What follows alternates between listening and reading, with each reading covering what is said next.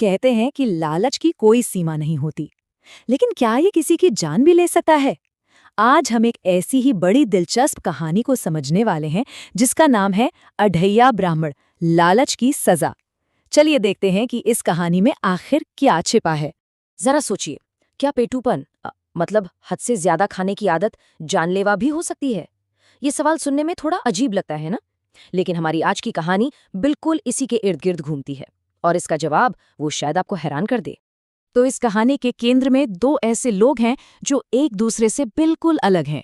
एक तरफ है अढ़ैया, एक पेटू ब्राह्मण जिसके लिए दुनिया में खाने के अलावा और कुछ मायने ही नहीं रखता। और दूसरी तरफ है उसके ज्ञानी गुरु जो हमेशा उसे सही राह दिखाने की कोशिश में लगे रहते हैं। इन दोनों के बीच का फर्क समझ लीजिए जमीन आसमान का है। जहां अढ़ैया की पूरी दुनिया सिर्फ भोजन और लालच के आसपास घूमती है, वहीं उसके गुरु की नज़र ज्ञान और आने वाले खतरों पर रहती है। और यही टकराव इस कहानी को बहुत दिलचस्प बना देता है। तो सफर के दौरान गुरु अपने शिष्य के लालच को अच्छी तरह भांप जाते हैं। वो उसे बार बार चेतावनी देते हैं, कहते हैं, देखना, एक दिन तेरी यही खाने की आदत तुझे बहुत बड़ी मुसीबत में डाल देगी। और ये सिर्फ एक चेतावनी नहीं थी, ये तो एक तरह की भविष्यवाणी थी जो कहानी का पूरा रुख बदलने वाली थी। और फिर वो दोनों एक ऐसे शहर में पहुंचते हैं जो किसी सपने जैसा लगता है। एक ऐसी जगह जहां सब कुछ इतना अच्छा था कि उस पर यकीन करना भी मुश्किल हो जाए। इस शहर की सबसे अजीब बात थी वहां की कीमतें। यहाँ हर चीज, चाहे वो कोई स्वादिष्ट मिठाई हो या ताजे फल, सब कुछ सिर्फ 10 रुपए में मिल रहा था। अब अढ़ैया के लिए तो ये किसी लॉटरी से कम नहीं था। उसके लिए तो ये जगह जन्नत जैसी थी। लेकिन सवाल ये है कि ऐसा कैसे मुमकिन था? तो इसके पीछे था उस शहर का राजा रणवीर सिंह।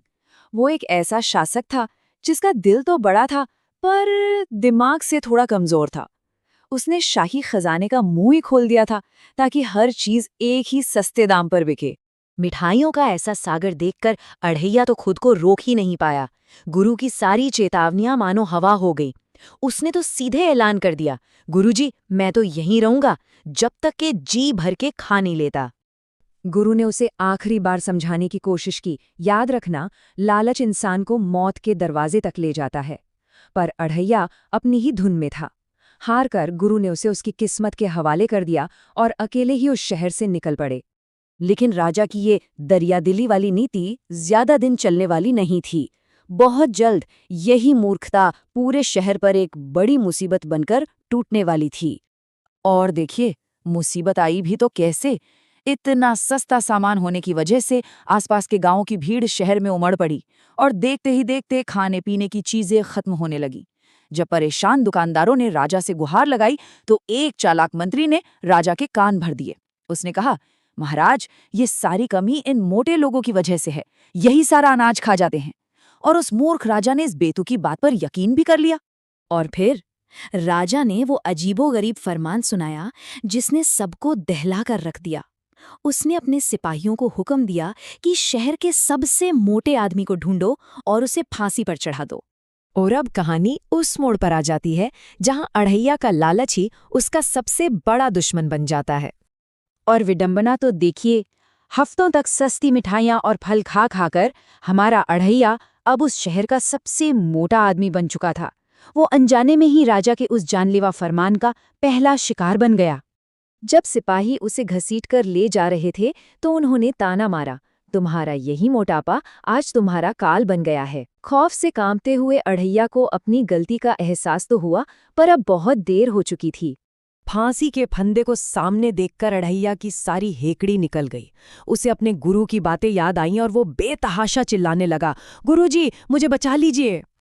और तभी भीड़ को चीरते हुए उसके गुरु वहां आ पहुंचे। बस उनकी मौजूदगी ने कहानी का पासा ही पलटकर रख दिया। गुरु ने एक पल में सारी स्थिति को समझ लिया और एक शानदार चाल चली। पहले तो उन्होंने अढ़ैया के कान में फुसफुसाकर उसे जोर जोर से ये चिल्लाने को कहा कि मुझे अभी फांसी दो। फिर जब सब हैरान रह गए तो गुरु ने ऐलान किया कि ये एक ऐसा शुभ मुहूर्त है कि इस वक्त मरने वाला अगले जन्म में चक्रवर्ती राजा बनेगा। बस इतना सुनना था कि लालची और मूर्ख राजा खुद उस फंदे की ओर दौड़ पड़ा।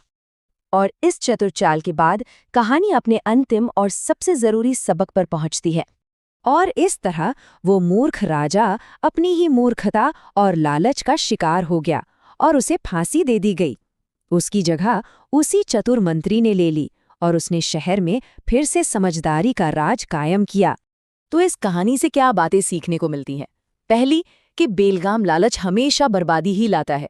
दूसरी, एक मूर्ख शासक पूरे समाज को खतरे में डाल सकता है। तीसरी, बुद्धि और चतुराई हमेशा मूर्खता पर भारी पड़ती है। और सबसे अहम बात, कि ज्ञानियों की सलाह को नज़रअंदाज करने की कीमत बहुत बड़ी हो सकती है। तो अंत में ये एक सवाल रह जाता है, जब जीवन में लालच सामने खड़ा हो तो इंसान के फैसलों को क्या रास्ता दिखाना चाहिए? अचानक से उठा हुआ कोई आवेग या फिर ठंडे दिमाग से लिया गया ज्ञान? इस पर सोचना वाकई बहुत जरूरी है।